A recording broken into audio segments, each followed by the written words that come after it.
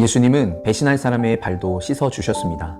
여러분이라면 나를 배신할 사람의 발을 씻어줄 수 있을까요? 나를 뒤에서 욕할 사람, 나에게 거짓말한 사람, 나를 떠날 사람, 그 사람에게 사랑을 베풀 수 있을까요? 솔직히 우리는 이렇게 생각합니다. 나한테 잘해주면 나도 잘해줄 수 있지. 나를 좋아해주면 나도 좋아할 수 있지. 그런데 오늘 말씀에서 예수님께서는 전혀 다른 사랑을 보여주십니다. 샬롬, 아로 목사입니다. 요한복음 13장에서는 예수님께서 십자가에 달리시기 전날 밤의 이야기입니다. 그리고 그 자리에 있던 제자들 중에는 예수님을 팔아 넘길 유다도 있었습니다. 예수님은 이미 알고 계셨습니다. 그런데 놀라운 일이 일어납니다. 예수님이 제자들의 발을 씻기십니다. 그 당시에 발을 씻겨주는 일은 가장 낮은 하인이 하는 일이었습니다. 그런데 예수님께서 겉옷을 벗으시고 수건을 두르시고 무릎을 꿇으십니다. 그리고 제자들의 발을 하나씩 씻겨주십니다.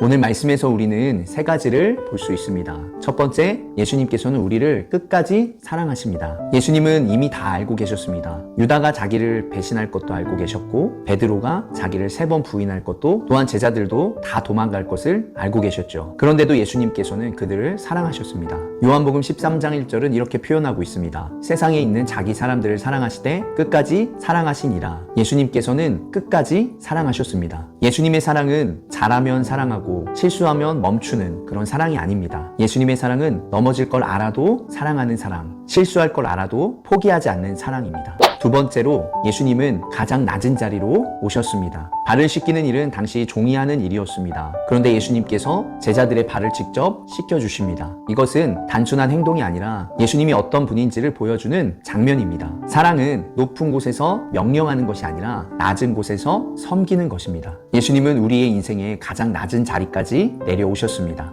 세 번째는, 예수님은 우리를 씻기시는 분입니다. 베드로가 말합니다. 예수님, 제 발은 안 씻어주셔도 됩니다. 그러자 예수님께서는 내가 너를 씻어주지 않으면 너는 나와 아무 상관이 없다. 이 말씀은 예수님이 단순히 예절을 가르치시는 것이 아니라 우리의 인생을 깨끗하게 씻어주는 분이다 라는 의미입니다. 우리는 살면서 넘어지기도 하고 실수하기도 하고 죄를 짓기도 합니다. 그래서 어떤 때는 이런 나를 예수님께서 사랑하실까? 이런 생각도 들지요. 그런데 오늘 말씀에서는 예수님은 깨끗한 사람만 사랑하는 분이 아니라 더러운 발을 가진 사람을 씻으러 오신 분입니다. 이처럼 예수님의 사랑은 너가 잘하면 사랑해 줄게, 이런 사랑이 아닙니다. 예수님의 사랑은 그래도 사랑하는 사랑입니다. 그래서 우리는 먼저 예수님의 사랑을 듬뿍 받아야 됩니다. 그리고 나서 우리 역시 다른 사람을 사랑해 줄 수 있는 분들이 되어야 되겠지요. 예수님의 사랑을 받은 여러분들이 다른 사람을 정죄하기보다 다른 사람을 사랑하고 섬길 수 있는 분들이 되면 참 좋겠습니다. 여러분, 예수님은 우리를 말로만 사랑하신 분이 아닙니다. 우리의 인생의 가장 낮은 자리까지 내려오셔서 우리를 끝까지 사랑하신 분입니다. 우리 이 사랑을 생각하며 그 사랑 얼마나 찬양하도록 하겠습니다.